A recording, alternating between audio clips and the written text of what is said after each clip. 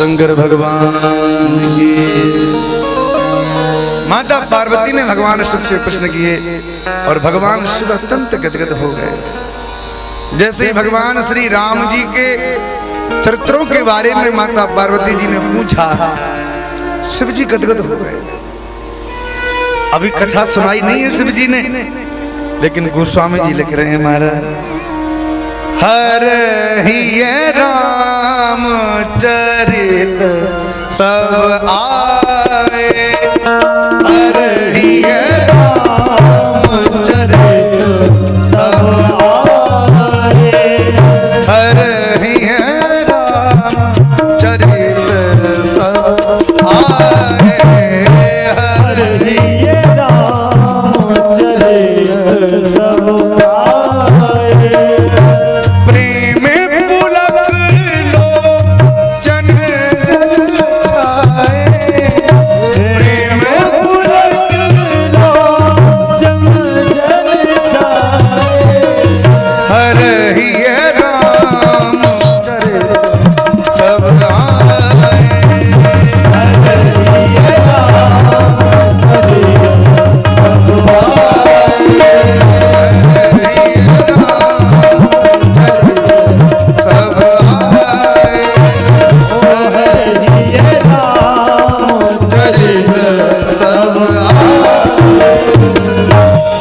गोस्वामी जी कहते हैं, जैसे ही भगवान शिव के हृदय में राम जी के चरित्र प्रकट हो गए कि शिव जी गदगद हो गए। प्रेम पुलक लोचन जल छाए नेत्र सजल हो गए, शरीर पुलकायमान होने लग गया, शरीर में बिजली जैसे कौंध गई और भगवान शिव के आंखों से प्रेमाश्रु अविरल धारा से प्रवाहित होने लग गए। महाराज एक बार सभी लोग बोलो जय सिया राम। थोड़ा ध्यान से सुनेंगे। किसी भी व्यक्ति के आने के पहले उस व्यक्ति के गुण जो होते हैं ना, वो आ जाते हैं। आप कहोगे हम समझे नहीं बात। यदि आपके घर में किसी संत महात्मा को आप निमंत्रण दो कि महाराज कल आपको हमारे घर आना है, और महाराज जी ने कह दिया कि हाँ ठीक है हम आ जाएंगे, तो ईमानदारी से बताना, घर जैसा अव्यवस्थित रहता है, कहीं लोटा पड़ा है, कहीं कंघा पड़ा है, कहीं चप्पल पड़ी है, कहीं चटाई पड़ी है, और यदि घर में महाराज जी आने वाले हैं तो हमारी माताएं सबसे पहले घर की सफाई शुरू कर देती, पूरे घर को सजाती हैं कि महाराज आ रहे हैं भाई। घर को सजाएंगी, झाड़ू पोछा करेंगी, नई चादर बिछा देंगी, सोफाओं पर नए कवर चढ़ जाएंगे हमारी माताओं के, मंगल कलश सजा के धर देंगी, दीपक जला लेंगी, आरती की थाली तैयार कर लेंगी। क्यों? अभी तो महात्मा जी आए नहीं, पर ये सब क्यों हो रहा है? बोले महाराज तो नहीं आए, पर महाराज के गुण तो आ गए पहले, क्योंकि महाराज को आना है। किसी संत के आने के पहले उसके गुण आपके घर में स्वाभाविक रूप से प्रकट हो जाते हैं। ऐसे यदि कोई दुर्जन व्यक्ति हो जिससे आपकी बिल्कुल न बनती हो, जिसको देख के आपको लगे कि इसकी शकल ही ना देखें तो ज्यादा अच्छा है, और ऐसा आदमी यदि फोन करे कि भैया हम बस आध घंटे में आ रहे हैं, तो घर का जो खुशी का माहौल रहता है ना, वो भी दुख में बदल जाता है। अरे काहे के लिए आ रहा है हमारा, ना हो तो ज्यादा अच्छा है। अरे वो व्यक्ति अभी नहीं आया, क्यों? उसके दुर्जन के दुर्गुण पहले आ गए, सज्जन के सद्गुण पहले आ गए। तो व्यक्ति तो बाद में आता है, उसके गुण पहले आ जाता है। तो राम जी की कथा अभी प्रकट नहीं हुई, राम जी के बारे में केवल पूछा गया, इतना सोचने मात्र से भगवान देवादिदेव महादेव के हृदय में राम जी का तत्व प्रकट हो गया।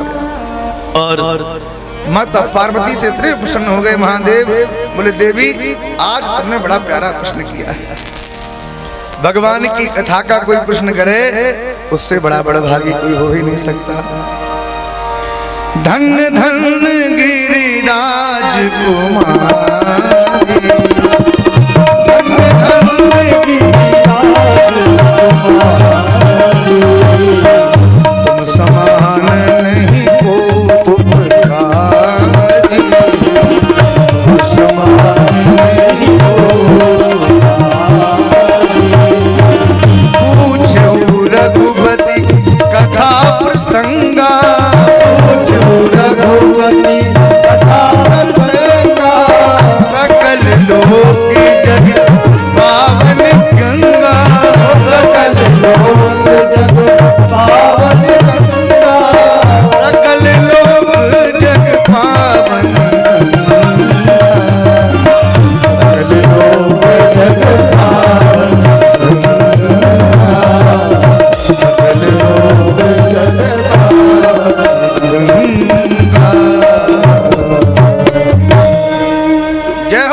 धन्य हो तुम, धन्य हो, जय हो महादेव करने लगे। माता पार्वती जी गदगद हो गई। भगवान शिव कहते हैं देवी तुम बड़ी भाग्यशालिनी हो, तो तुम्हारे मन में कथा की बात मन में आई। नहीं तो संसार के लोगों के चित्त में तो केवल व्यथा ही व्यथा भरी है। कथा को सुनना तो कोई पसंद नहीं करता, और आज के जमाने में कथा सुनने आ जावे तो भगवान की बड़ी कृपा मानो भैया। बोलो जय सिया राम। हमारे महेश भैया कल हमसे कह रहे थे,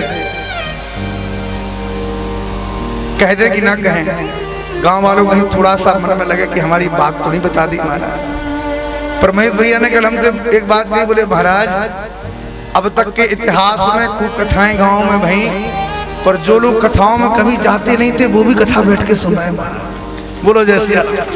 हमारे मन में बड़ी प्रसन्नता हुई कि चलो कम से कम इस गांव के तिसकना के लोगों के मन में हमारे हनुमान जी की कृपा से राम जी के प्रति भाव तो जगा, कम से कम उनके प्रति भाव तो बना कि हम कथा सुनने के लिए चले। नहीं तो दिन रात हमने खाने पीने सोने जागने भोगने में ही समय व्यतीत कर दिया, कथा में किसी का मन नहीं लगा। एक बार एक कोई व्यक्ति किसी गहरे गड्ढे में गिर गए, चिल्लाएं बचाओ बचाओ बचाओ। उसी समय एक पंडित जी हाथ में पोथी लेके निकले जा रहे थे। पंडित जी ने आवाज सुनी कि गड्ढे में कोई गिरा है। पंडित जी ने हाथ देके कहा भैया बाहर निकालो। अरे बोले बाहर निकालो। पंडित जी ने जैसे जैसे अपनी धोती दुपट्टा बांध के उस गड्ढे में डाला, उस व्यक्ति को बाहर निकाला। बाहर निकाला तो उस व्यक्ति ने कहा कि भाई हम आपके बड़े आभारी हैं, आपने हमको इस गहरे गड्ढे से बाहर निकाला, मेरे प्राणों की रक्षा आपने करी, हम आपके बड़े आभारी हैं, बताओ आपकी हम क्या सेवा करें। पंडित जी ने कहा देखो सेवा एवा तो छोड़ो, पर एक काम करो। क्या? बोले हम काशी से कथा पढ़ के आए हैं, कोई कथा सुनने वाला नहीं है, एक काम करो थोड़ी देर हमारी कथा सुन लो, बस यही बहुत है, हमें कुछ नहीं चाहिए। उस व्यक्ति ने कहा महाराज क्षमा करो, कथा सुनने के डर से ही तो कुएं में कूदे थे हम महाराज, कथा ना सुननी पड़े, और निकाल के फिर आप कथा सुना रहे हो, हमें नहीं सुननी। कथा लोगों के चित्त में नहीं बैठती। भगवान शंकर कहते हैं जो भगवान की मंगलमय कथा नहीं सुनता, जो भगवान के दर्शन नहीं करता, उनके नेत्र नेत्र नहीं है, वो नेत्र मोर पंख के ऊपर बने हुए नेत्र के जैसे हैं। यदि ये कान भगवान की कथा नहीं सुनते हैं तो ये कान सर्प की बामी के समान छिद्रों को समझना आप। जिन हरि कथा सुने नहीं काना, जिन हरि कथा श्रवण रंद भवन समाना,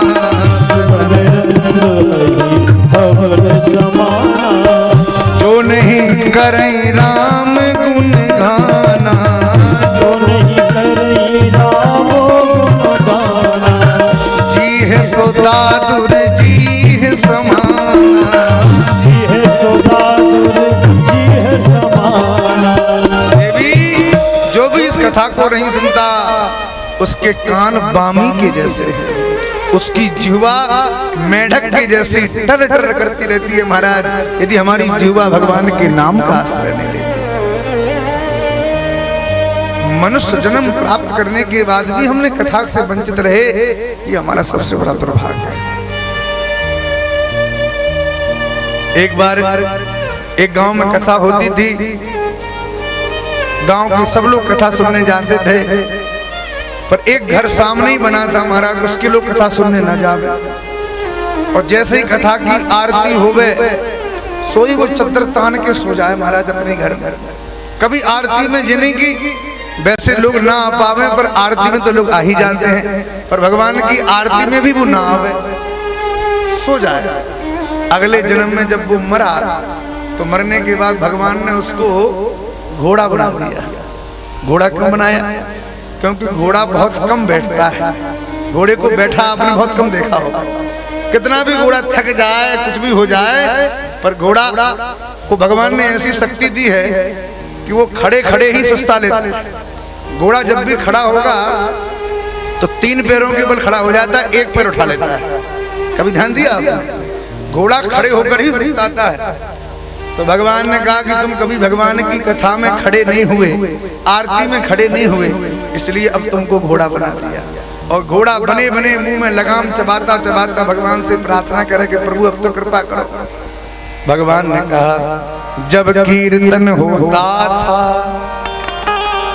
जब कीर्तन होता था करते थे आराम, और अब मुक्ति को चाहिए जब मुंह में पड़ी लगाम। अब मुंह में जब लगाम पड़ गई तो मुक्ति की आशा करते हो। अरे जीते जी यदि मनुष्य जन्म में ही भगवान की कथा सुन रही होती तो तुम्हें गधा नहीं बनना पड़ता, घोड़ा नहीं बनना पड़ता। जो भगवान का भजन नहीं करता, भगवान से नहीं जुड़ा है, ऐसे लोगों को देख के इंसानों की तो छोड़ो, मोहल्ले के गधे कुत्ते भी उनको देख के हंसी उड़ाते हैं उनकी। जो भगवान की कथा में नहीं जाता, कथा नहीं सुनता, घर में ही पड़ा पड़ा महाराज अपने बच्चों की गालियां सुनता रहता है, ऐसे बूढ़े लोगों को, ऐसे गृहप्रति लोगों को देख के गधा बड़ा खुश होता है। गधा कहता है कोई बात नहीं, भले भगवान ने तुम्हें इंसान बनाया पर दशा तुम्हारी हमारी ही जैसी है। बोले क्यों? बोले हमने भी अपने मालिक के लिए दिन रात भार ढोया, कभी रेती ढोई, कभी ईंटा ढोए, कभी मिट्टी ढोई, बहुत भार मालिक के लिए किया हमने, पर मेरे मालिक ने कभी आज तक हमें कोई इनाम नहीं दिया। जब दिए तो डंडे ही दिए। और बुढ़ापा जब मेरा आ गया तो मेरे मालिक ने घर में नहीं रखा, घर से बाहर निकाल दिया। तो जो घर में ही बड़े बड़े महाराज ग्रह क्लेश करते रहते हैं, भगवान का भजन नहीं करते, ऐसे लोगों को देख के गधा बड़ा खुश होता है कि तुम भले इंसान हो पर तुमसे अच्छे तो हम ही हैं कम से कम महाराज। तुम्हारी दशा भी हमारे जैसी है।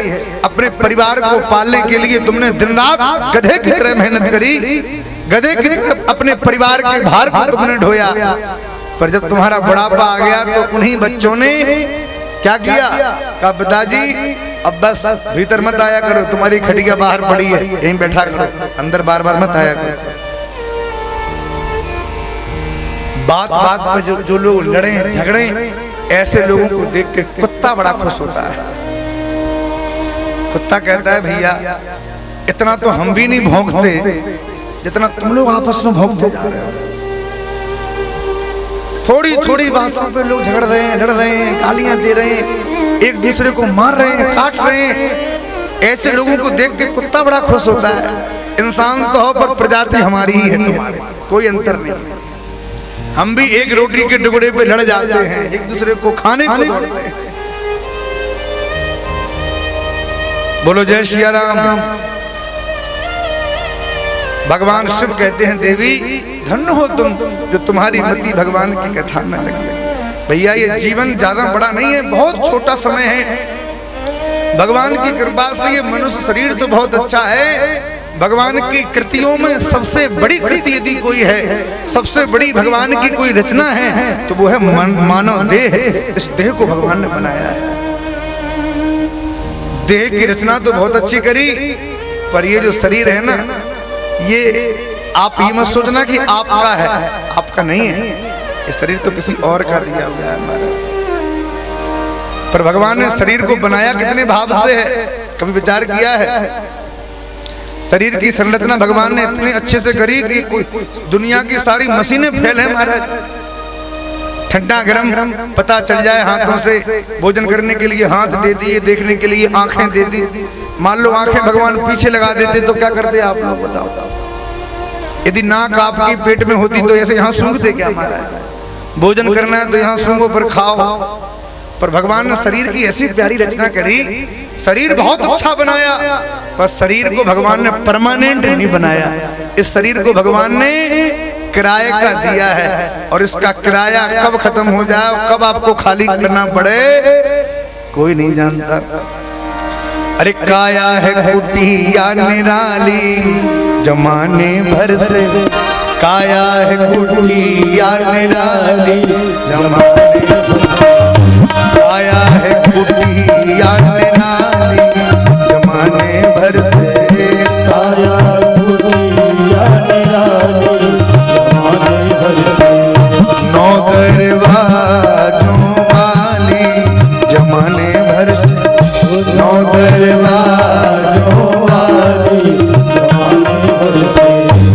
शरीर में भगवान ने दरवाजे भी बनाए हैं, खिड़कियां भी बनाई हैं। सबसे प्यारी खिड़की कौन सी है? सबसे सुंदर आँख की खिड़की, सबसे सुंदर आँख की खिड़की, सबसे सुंदर आँख की खिड़की, सबसे सुंदर आँख की खिड़की, जिसमें पुतली काली जमाने भर, जिसमें पुतली काली जमाने भर से, काया है कुटिया निराली जमाने भर से, काया है कुटिया निराली जमाने भर से। कुटिया तो बहुत अच्छी है पर भैया अपनी नहीं है, किराए का मकान है।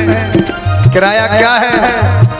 इस कुटिया का सहज किराया, इस कुटिया का सहज किराया, क्या है किराया? श्वास चुकाने वाली जमाने भर से, श्वास चुकाने वाली जमाने भर से, काया है कुटिया निराली जमाने भर से, काया है कुटिया निराली जमाने भर से। कुटिया तो बहुत अच्छी है पर इस घर में रह के ये मत सोचना कि जीवन भर हमारा रहेगा, जीवन भर नहीं रहेगा भैया। घर का मकान ही जीवन भर रहता है, किराए का घर किसी का हमेशा के लिए नहीं होता है, और ये शरीर तो किराए का है।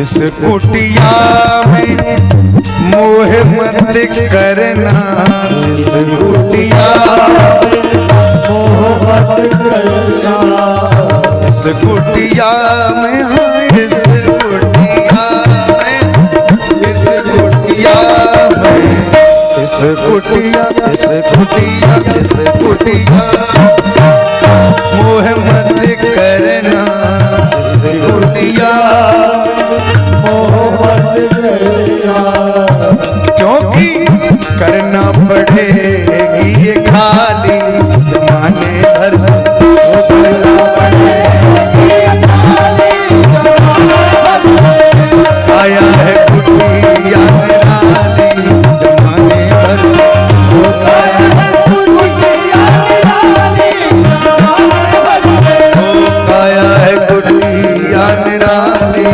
जमाने भर से, आया है कुटिया,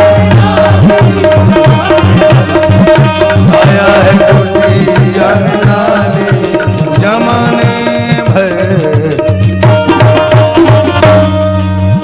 क्षण भंगुर जीवन की कलिका, कल प्रात को जान खिली न खिली, मलयाचल की सुच शीतल मंद सुगंध समीर मिली न मिली, कलिकाल को ठार लिए फिर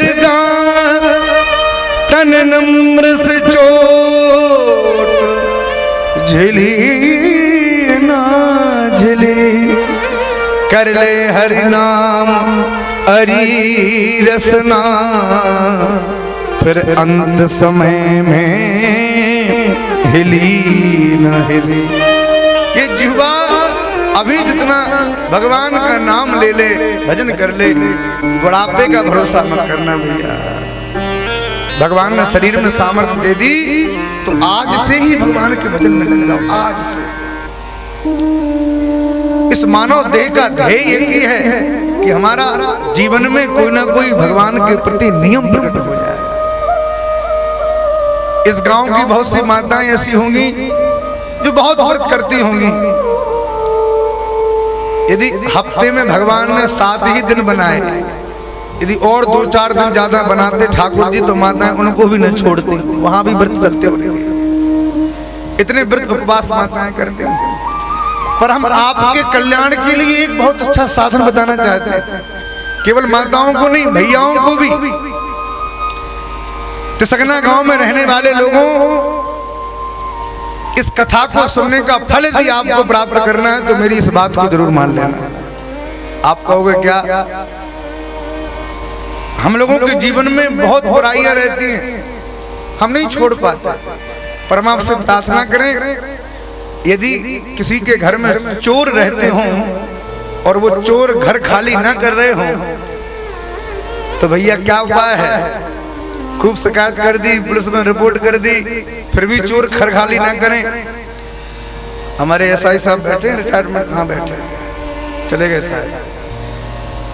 कोई पुलिस की नौकरी करता हो और जिस घर में चोर हो उस घर का मकान मालिक कहे कि भाई ये चोर घर खाली नहीं कर रहे, क्या करें? तो किसी पुलिस वाले को, किसी ऊंचे पदस्थ व्यक्ति को अपने घर में एक कमरा किराए पर दे दे। अब आपके 10 कमरों में चोर रहते हैं और एक कमरे में यदि आपने किसी डीएसपी को अपना कमरा दे दिया कि भाई चलो आज से कोतवाल साहब आप आ जाओ या कोई बड़ा अधिकारी इसमें रह जाए, तो बताओ वो चोर घर में रहेंगे क्या? 2-4 दिन तो वो चोर भी बिल्कुल ईमानदार हो जाएंगे और धीरे धीरे अपने सामान को बटोरेंगे और अपने धाम को जाएंगे, रुकने वाले नहीं। इसलिए आप लोग भी समझो, आप लोगों के जीवन में निश्चित ही कोई ना कोई ऐमान, कोई ना कोई बुराई जरूर होगी, और उस बुराई को दूर करने के लिए एक नियम हम आपको देना चाहते हैं। क्या नियम? एकादशी व्रत और गले में तुलसी की कंठी। इन 2 चीजों को यदि आपने कर लिया तो आपका जीवन धन्य है, जीते जी आप लोग भगवान के अधिकारी हो जाएंगे। हमारी माताएं कहेंगे एकादशी व्रत हम कैसे करें? बहुत सी माताएं मन में सोचती हैं कि उद्यापन करना पड़ेगा, पता नहीं कैसे व्रत किया जाता है। भैया आप कोई व्रत ना करो तो पाप नहीं लगेगा, पर एकादशी व्रत ना करने पर पाप लगता है और सबको करना चाहिए, कोई भी निषेध नहीं है। छोटी बालिका से लेकर बुढ़िया तक उस मैया को भी करना चाहिए, सौभाग्यवती नारियों को भी करना चाहिए।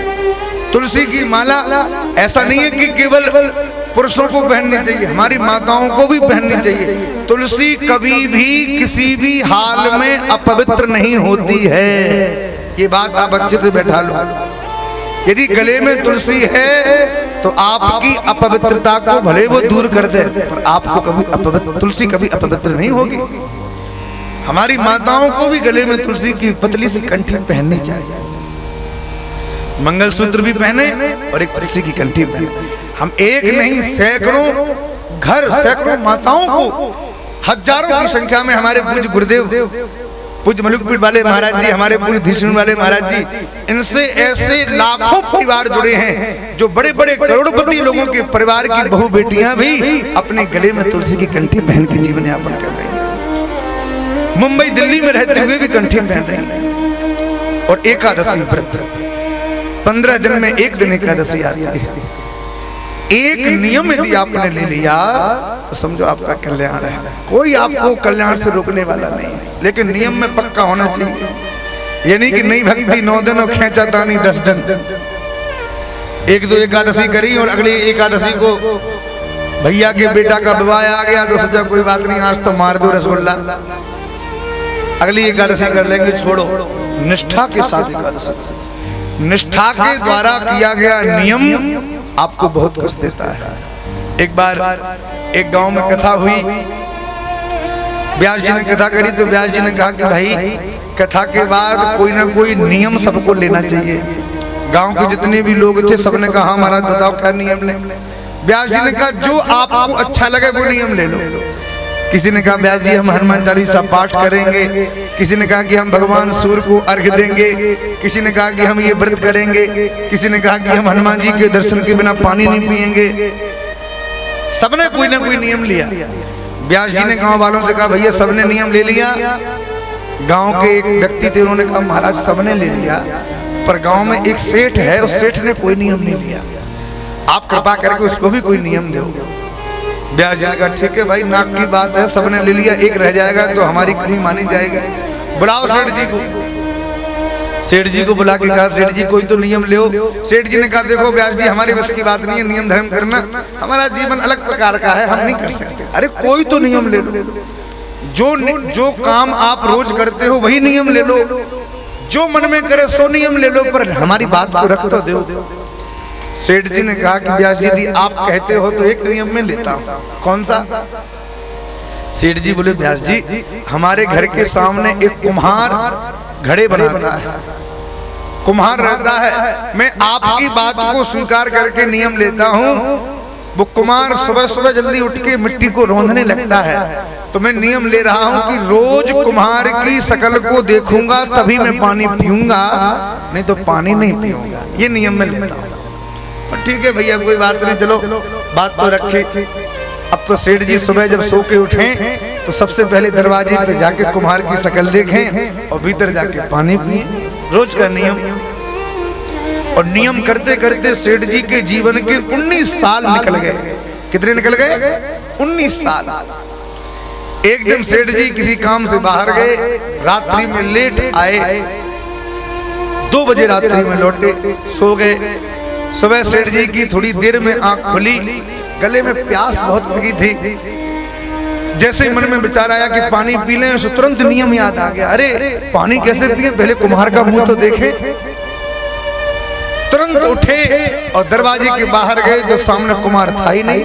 कहाँ गया पूछा तो कुम्हार की पत्नी ने कहा कि वो तो खेत पर मिट्टी लेने गए। अच्छा। सेठ जी ने मन में सोचा कोई बात नहीं, एक दिन की ही तो बात है, यदि आज हम कुम्हार के मुंह को देखे बिना पानी पी लेंगे तो क्या बिगड़ जाएगा, कोई बात नहीं। जैसे ही पानी का लोटा मुंह के पास लाए, अंदर से आवाज आई, अरे नहीं नहीं 19 साल बता दिए, यदि नियम है लिया है तो पूरा चल ले दो, खेत कोई दूर थोड़ी है, अभी जाते हैं खेत पर ही शकल देख के आ जाते हैं, फिर पानी पी लेंगे। सेठ जी का तो गला सूख रहा था, खेत पर गए, किसान मिट्टी खोद रहा था। अब आप ध्यान से सुनिए थोड़ा। किसान ने जैसे मिट्टी खोदी कि उसी दिन सौभाग्य से किसान के फावड़े में एक सोने का घड़ा टकरा गया।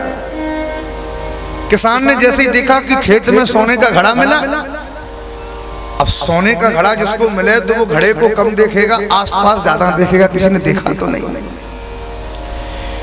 जैसे ही घड़ा मिला उसी समय सेठ जी पहुंचे।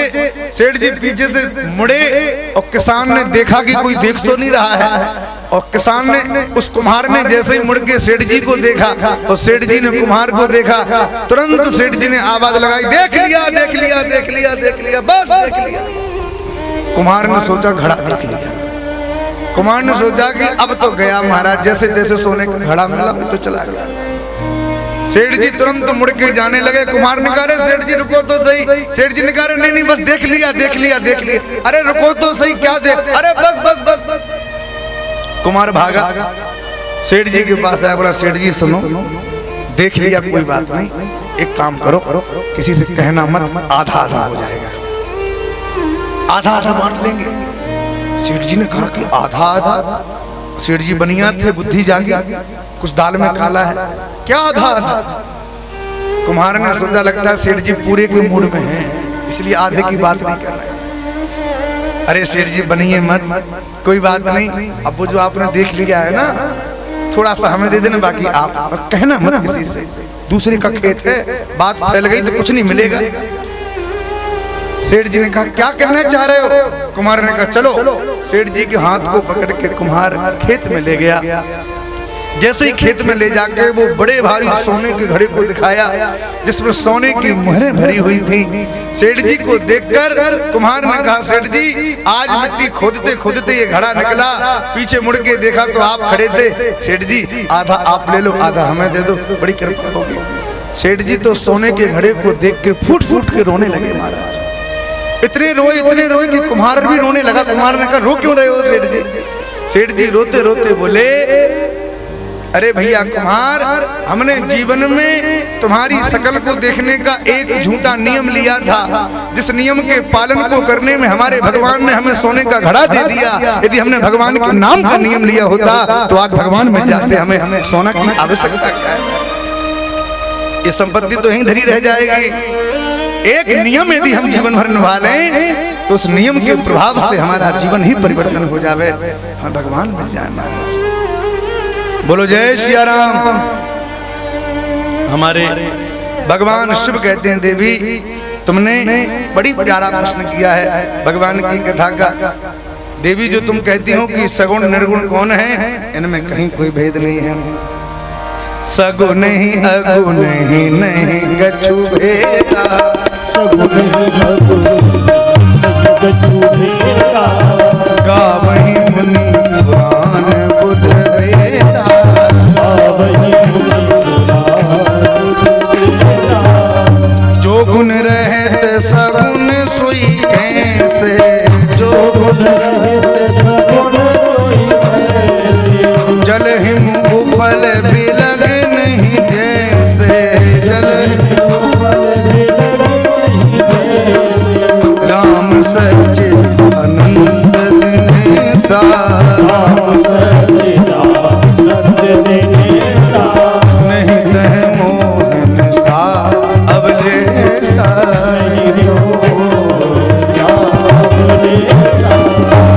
देवी तत्व तो एक ही है, रूप अलग अलग हैं।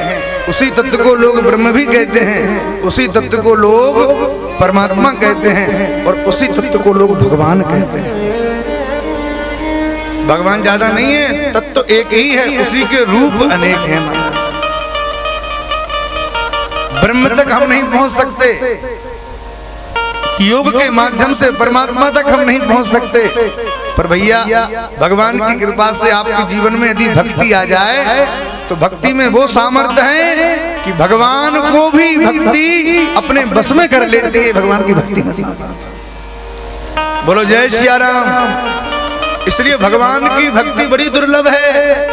भगवान धन संपत्ति वैभव ऐश्वर्य सब कुछ दे सकते हैं, मुक्ति भी दे देते हैं, पर भक्ति नहीं दे देते। क्यों?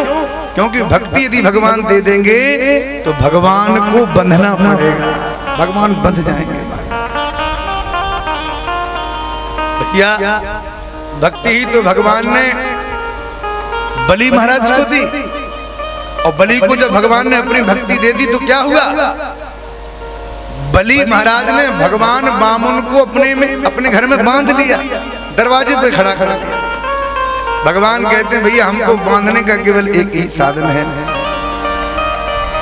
राम ही केवल प्रेम प्यारा, राम ही केवल प्रेम प्यारा, जान ले हो जो जान निहारा, जान ले जो जान निहारा, राम ही केवल प्रेम प्यारा,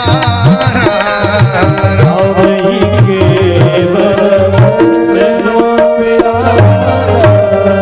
भगवान को बांधने का केवल एक ही साधन है प्रेम, और जहाँ प्रेम भगवान के जीवन में मिल गया, अरे बलि जी ने भी भगवान को दरवाजे पे बांध लिया।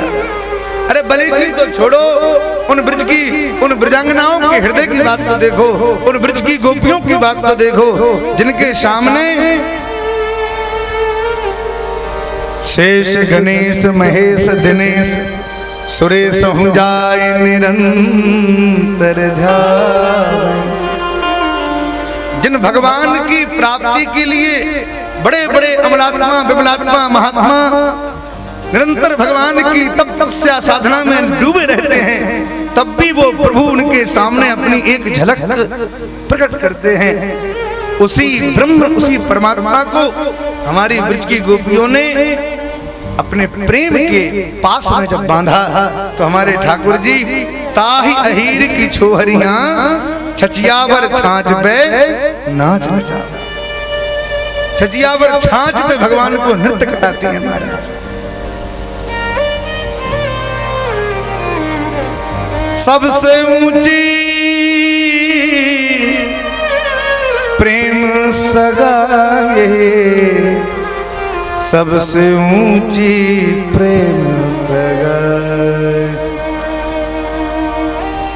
अरे आहा वो प्रेम है कैसा, आहा वो प्रेम है कैसा, बंधे हैं जगत के स्वामी,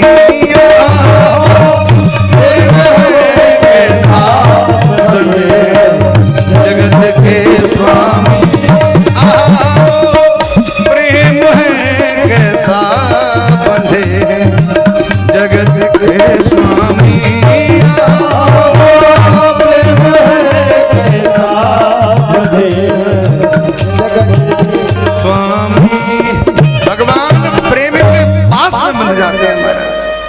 भगवान शिव कहते हैं देवी जिनको तुम सगुण निर्गुण देख रही हो ना, ये कोई सब एक है महाराज। वही निर्गुण सगुण है, वही सगुण निर्गुण है। जब कोई भक्त अपनी भक्ति के आकार में उस निर्गुण ब्रह्म को विराजमान कर लेता है तो उस भक्ति के आकार को हमारे भगवान को स्वीकार करना पड़ता है और ठाकुर जी उसी आकार में उसके समक्ष प्रकट हो जाते हैं, क्योंकि भगवान की तो प्रतिज्ञा है ये यथा मां प्रपद्यन्ते तांस्तथैव भजाम्यहम्। भगवान को जो जिस भाव से भजेगा भगवान उसको उसी भाव से भजेगा। भक्तमाल में तो श्री प्रियादास जी महाराज कहते हैं वही भगवंत संत प्रीति को विचार करें, वही भगवंत संत प्रीति को विचार करें। हरे दूर ईसता हो पांडुनो सो करी है, हरे दूर ईसता हो पांडुनो सो करी। भाई ब्रह्म परमात्मा आपके पीछे नहीं डोलेगा, पर भगवान को यदि आपने अपना सर्वस्व समर्पित कर दिया तो हमारे भगवान आपके पीछे पीछे डोलेंगे। महाभारत में वो कथा आज भी हमको याद आती है, थोड़ी सावधानी से आप लोग श्रवण करेंगे। जब पितामह भीष्म के सामने दुर्योधन ने पितामह भीष्म से कहा कि हे पितामह आप युद्ध तो भले हमारी तरफ से कर रहे हैं पर आपका मन पांडवों की तरफ है, आप पूरे मन से युद्ध नहीं कर रहे हैं, नहीं तो आपके जैसा वीर जिस पक्ष में खड़ा हो विपक्षी थोड़ी देर के लिए भी टिक जाएं, ये संभव नहीं है। इससे सिद्ध होता है कि पितामह आप युद्ध तो कर रहे हो पर युद्ध में आपका पूरा मन नहीं है, आधे मन से युद्ध कर रहे हो। पितामह भीष्म को मन में बड़ी पीड़ा हुई कि बताओ तो सही, पूरी दुनिया की बातों को सहन करते हुए तो हम तेरी तरफ से युद्ध कर रहे हैं और कहता है कि पूरे मन से युद्ध नहीं कर रहे। अरे दुर्योधन तू चाहता क्या है, अपने मन की बात तो बता।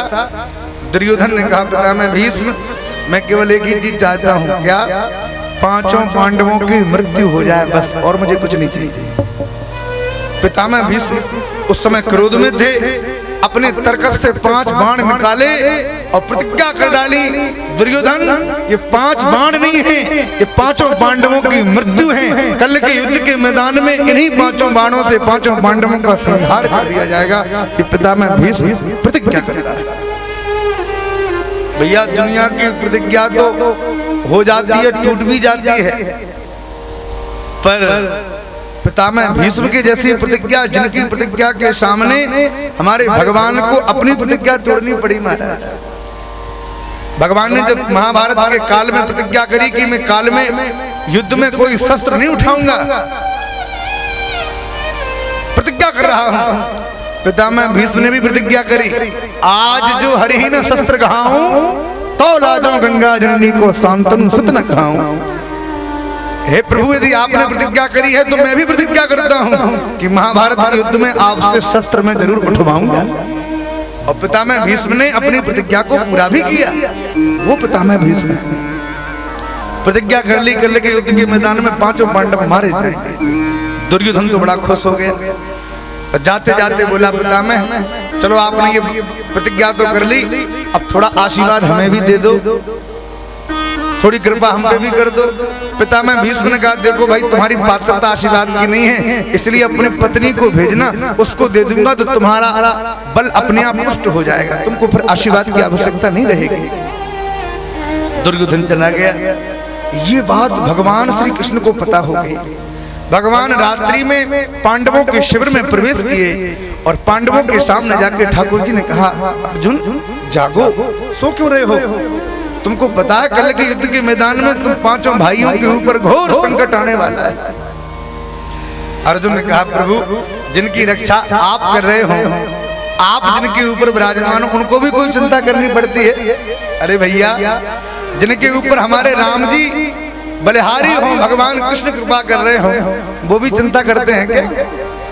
हमारे साथ श्री रघुनाथ तो किस बात की चिंता, हमारे साथ श्री रघुनाथ तो किस बात की चिंता, हमारे साथ श्री रघुनाथ तो किस बात की चिंता, हमारे साथ श्री रघुनाथ तो किस बात की चिंता, चरण में धर दिया जब माथ तो किस बात की चिंता, शरण में धर दिया जब माथ तो किस बात की चिंता, हमारे साथ श्री रघुनाथ तो किस बात की चिंता, हमारे साथ श्री रघुनाथ तो किस बात की चिंता, न जीने की न मरने की न सोने की न जीने की, मरने की न सोने की न जगने की, चिंता किस बात की है? रहे हर सांस में प्रभु नाम के, हर नाम की चिंता, रहे हर सांस में हर नाम के प्रभु नाम की चिंता, हमारे साथ श्री रघुनाथ तो किस बात की चिंता, हमारे साथ श्री रघुनाथ तो किस बात की चिंता, अर्जुन बोले प्रभु हमें क्या चिंता करनी, आप तो हो। भगवान ने पांचों पांडवों को जगाया, कोई नहीं उठा। भगवान ने सोचा अच्छी आफत है, हमने अच्छा इनसे प्रेम निभाया, अब तो इनकी जिम्मेदारी हमें निभानी पड़ रही है। बोलो जय सिया राम।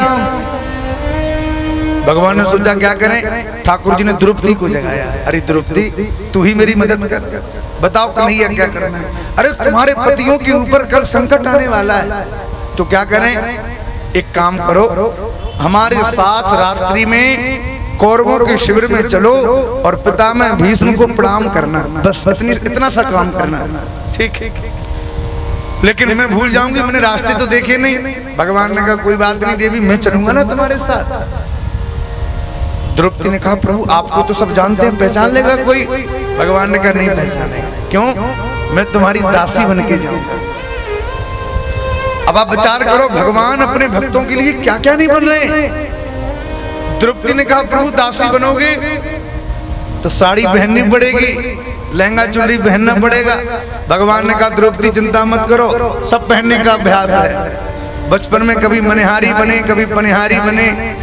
हमारी माताएं भजन गाती है ना, मनिहारी का भेष बनाया, श्याम चूड़ी बेचने आया। तो भगवान तो मनिहारी भी बने। भगवान बोले चिंता मत करो द्रौपदी, हम तो साड़ी पहन लेंगे। ठाकुर जी ने साड़ी पहन ली, घूंघट डाल लिया और द्रौपदी के साथ भगवान पैदल कौरवों के शिविर की तरफ प्रस्थान किए। जैसे भगवान चलने लगे, द्रौपदी के पैरों की जूतियों की आवाज आ रही थी। भगवान ने कहा द्रौपदी तुम्हारी इन जूतियों की आवाज से कोई सैनिक जग न जाए, इनको उतार दो।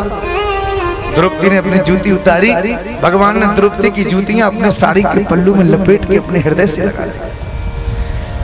पितामह भीष्म के महल के पास जैसे ही द्रौपदी पहुंची और जाके अंधेरे में पितामह भीष्म एक दीपक जल रहा है और नेत्र बंद करके ध्यान मुद्रा में विराजमान है।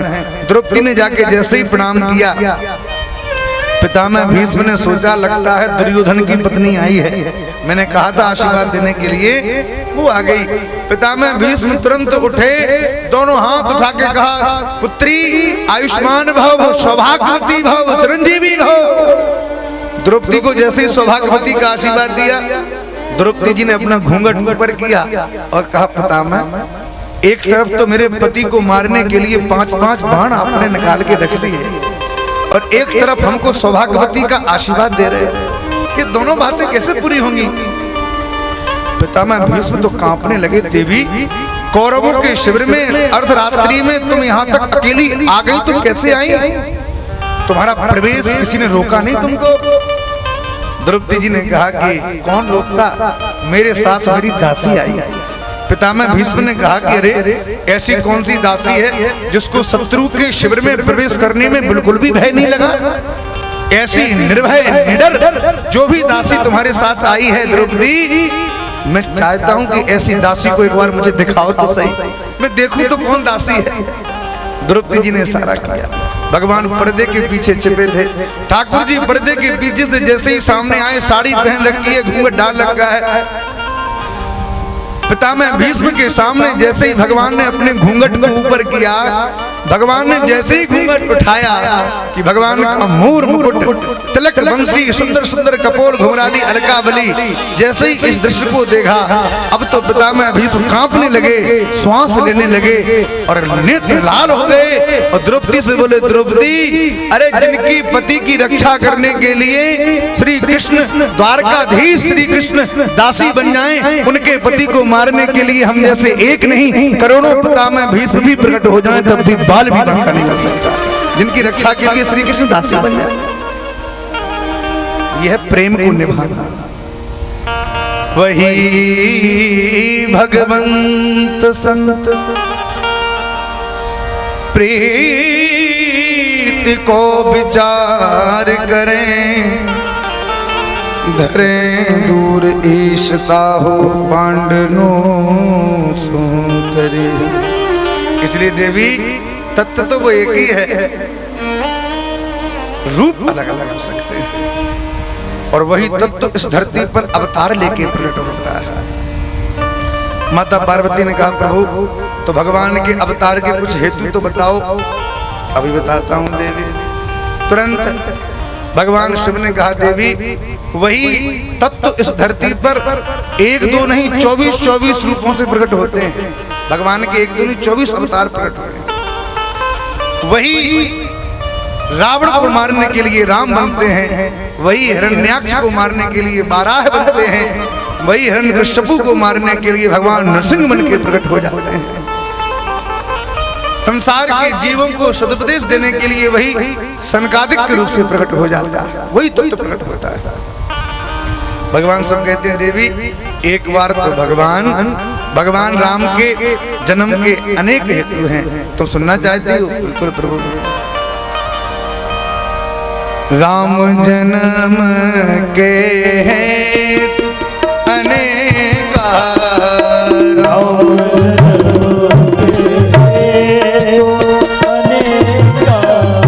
परम विचित्र एक ते एका,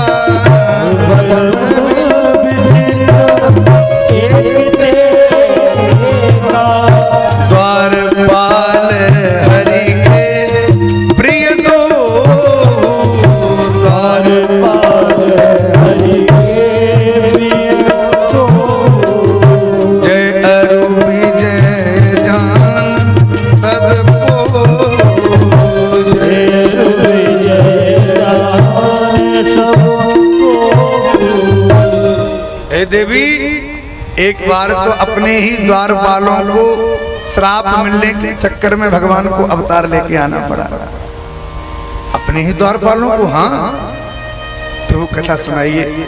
भगवान शिव बोले, सुनो देवी, एक बार भगवान बैकुंठ में विराजे, बैकुंठाधिपति ठाकुर जी पौड़े हुए थे। भगवान ने अपने चरणों की मकरंद की सुगंध जैसे ही प्रकट करी, संतों के चित्त में भगवान की वो सुगंध प्रकट हो गई, और सनक सनंदन सनातन सनत कुमार चारों ऋषि भगवान से मिलने के लिए हरि के द्वार पर पहुंचे। थोड़ा ध्यान से आप लोग सुने। जैसे ही सनकादिक ऋषि दरवाजे पे पहुंचे बैकुंठ के, कि द्वारपाल खड़े हैं। भगवान के दो प्रिय द्वारपाल हैं, एक का नाम है जय, दूसरे का नाम है विजय। सनकादिक ऋषि चाहते तो सीधे भी प्रवेश कर सकते थे, पर भगवान ये लीला स्वयं दिखाना चाहते हैं ना, सब कुछ करने वाले ठाकुर जी हैं। सनकादिक ऋषि ने दरवाजे पे खड़े द्वारपालों से पूछा कि भाई भगवान के दर्शन कर पाएंगे क्या? द्वारपालों ने कहा, नहीं, अंदर जाना मना है, प्रवेश वर्जित है। कई बार ऐसा होता है, कोई विशेष महापुरुष जब कहीं विराजमान होते हैं ना, तो महापुरुष तो भले ही फ्री बैठे हों, पर उनके संग में रहने वाले जो सेवक रहते हैं ना, वो लोगों को भीतर ही नहीं आने देते। अरे अभी नहीं मिलेंगे महाराज, जाओ जाओ जाओ बाहर जाओ, अभी नहीं, थोड़ी देर में। कई लोगों को लौटा देते। बड़े बड़े वीआईपी लोग जब जाते हैं तब दरवाजे खुलते हैं कि चलो भाई अब महाराज से दरवाजे खोलो। अरे भाई, जितने भी सेवक होते हैं ना, सेवकों के भीतर थोड़ी बहुत गर्मी तो रहती ही है। इनकी भाषा में थोड़ी बहुत गर्माहट तो रहती है। स्वामी भले दिनहीन तरह से रहें, पर सेवक की गर्मी अलग ही प्रकट होती है। एक महात्मा जी कहते थे, बोले चाय से ज्यादा केतली गर्म रहती है। चाय भले ठंडी बनी रहे उसके भीतर, पर केतली गर्म रहती है। द्वारपालों ने कह दिया नहीं जा सकते अंदर। सनकादिक ऋषि के मन में बड़ा बुरा लगा कि बताओ, हम जैसे महात्माओं को रोक दिया। निरंतर भगवान का नाम जपते रहते हैं, सत्संग करते रहते हैं। क्रोध आ गया और महाराज क्रोध में आके श्राप दे दिया। विप्र श्राप ते दूनों भाई,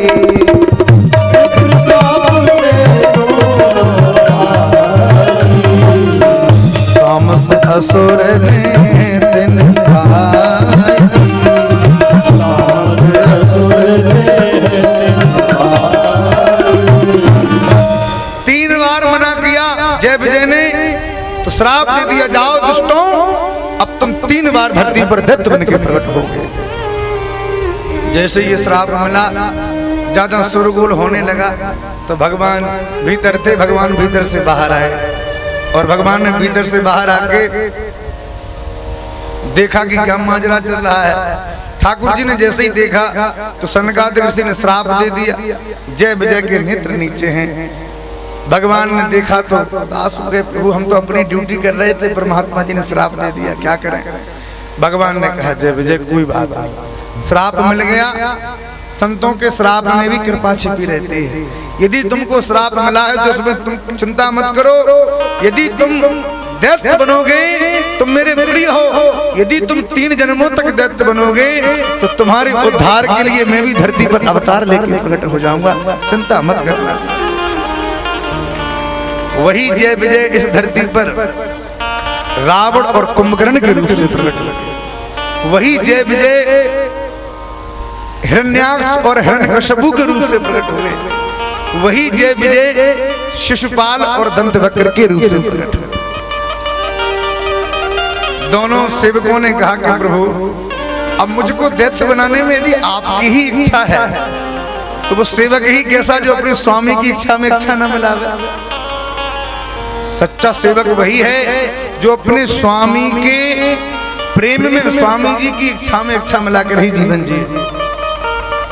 एक बार एक राजा अपने महल में बैठ के, उसका नियम था कि वो राजा जो भी खाता था अपनी थाली में कुछ छोड़ देता था।